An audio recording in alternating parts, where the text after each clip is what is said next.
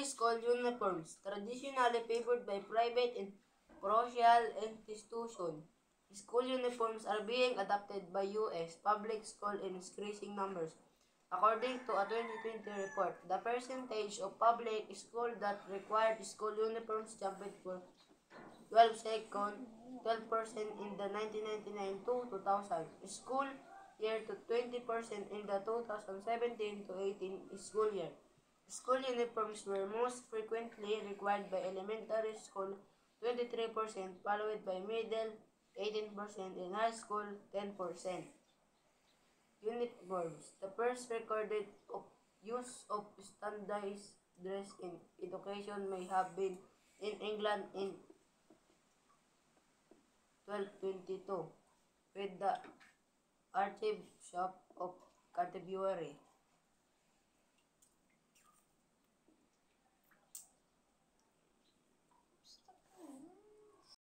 I disagree for school's uniform.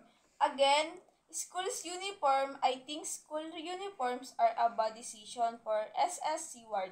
SSC Ward students should be not required to wear an official school's uniform because it does give the student a chance to express themselves and make them feel happy and make them feel like they belong. I'm also disagree because I causes financial problem and bullying. Uniform in the United States, followed by the traditional use of uniforms established in England, and were generally limited to private and parochial schools. One exception was found in government-run boarding school for Native American children, first established in the late 1800s, where the children who had been removed. Uniform coins, in my opinion, school's uniform should not happen in school around the globe. For instance, 47% of schools required a school uniform. The reason I strongly disagree is because of the cost being unsafe and preventing individuality from young children. In my opinion, school's uniform are not needed in school. U.S. school uniform movement begins. The first U.S. public school known institute uniform policies were in Maryland and Washington, D.C. in the fall of 1987 with Cherry Hill Elementary School in Baltimore, Maryland gaining the most publicity. Their early uniform programs were voluntary. But according to a New York Times report from December 1987, most parents supported the idea and almost all students wore the uniforms. School officials and other advocates of the new uniform policy is not improves in. School's uniform be mandatory in school. There are many reasons that school should have uniform.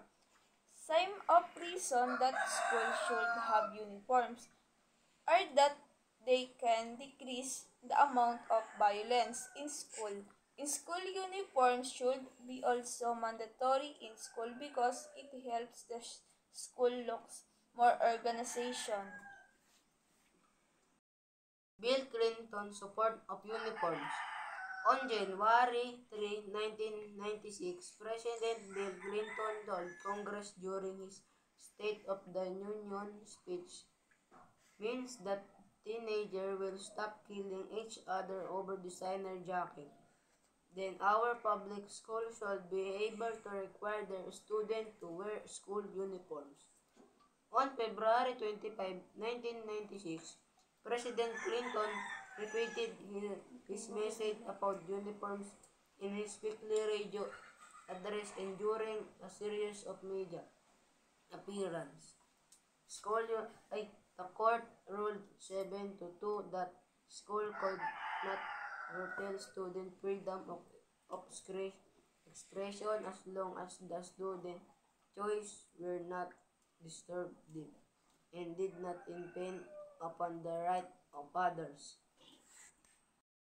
No school uniforms recall parent camp 215.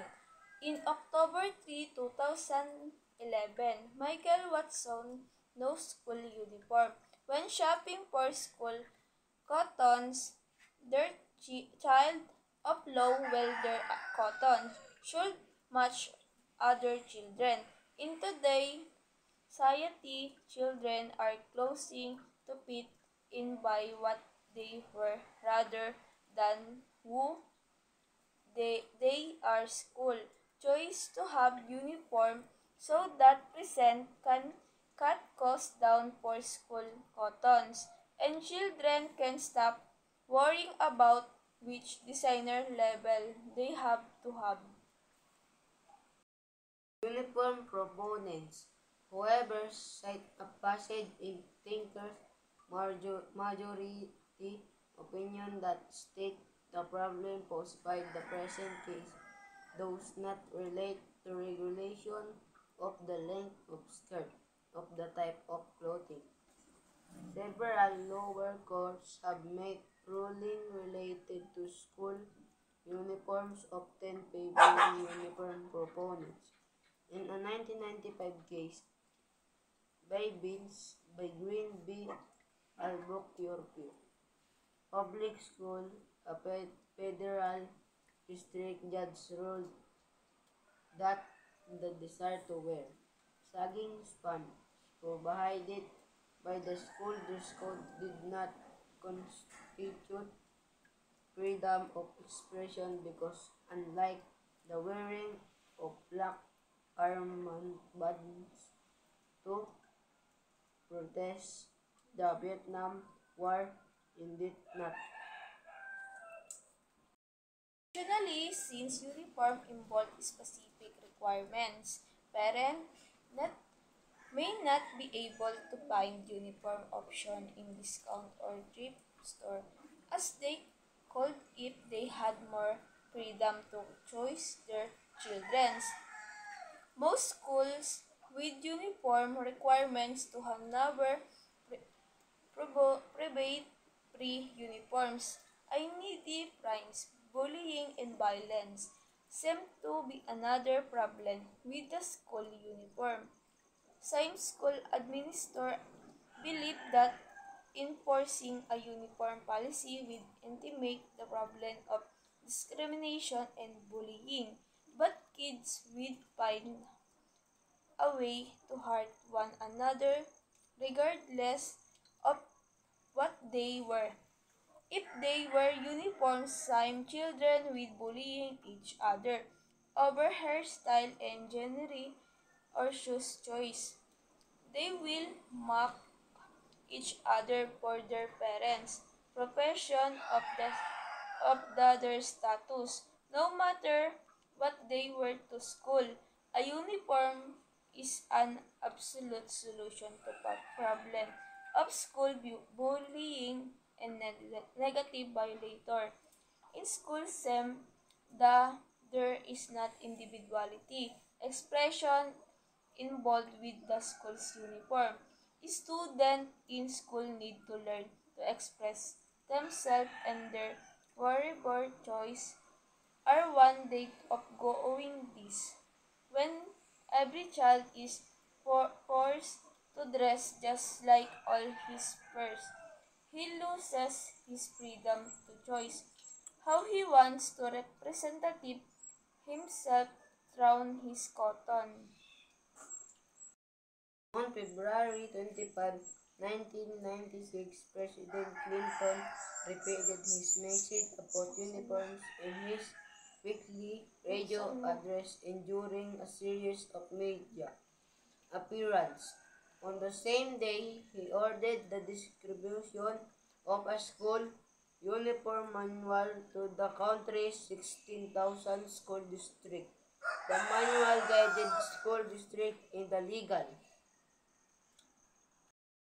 Be required to wear school's uniform nowadays because they are not fashionable and uncomfortable. However, I disagree with idea and I believe that school's uniform are compulsory for students when they go to school for three reasons.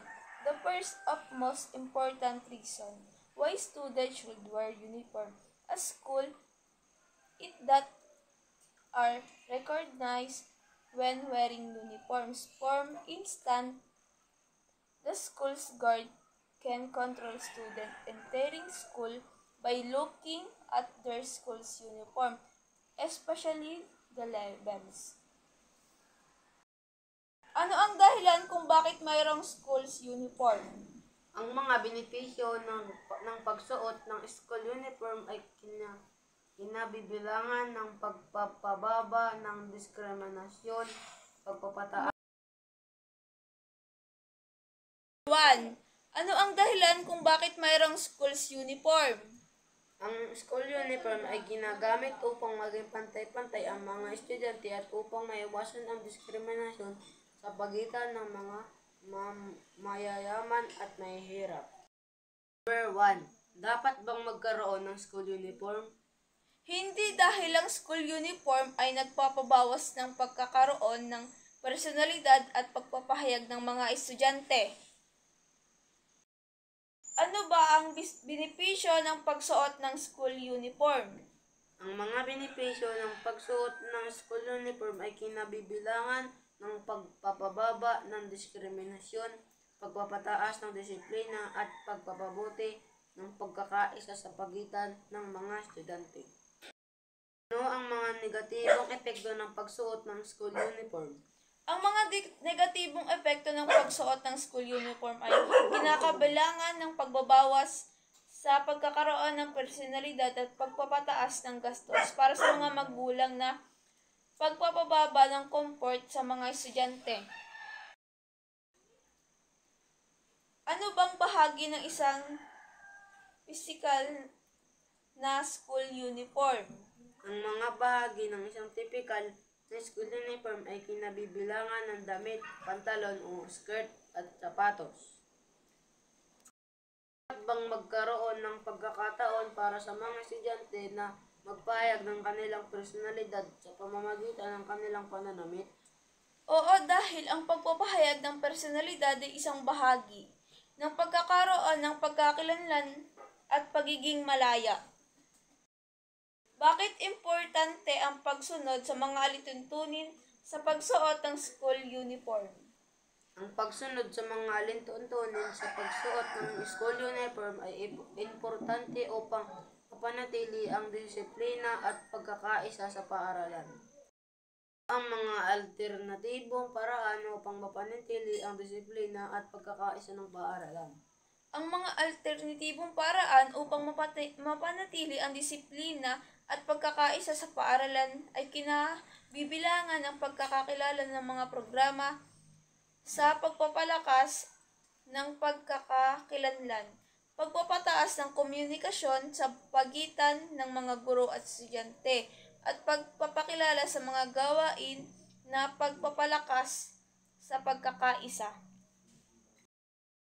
Ano ang epekto ng hindi pagsuot ng school uniform?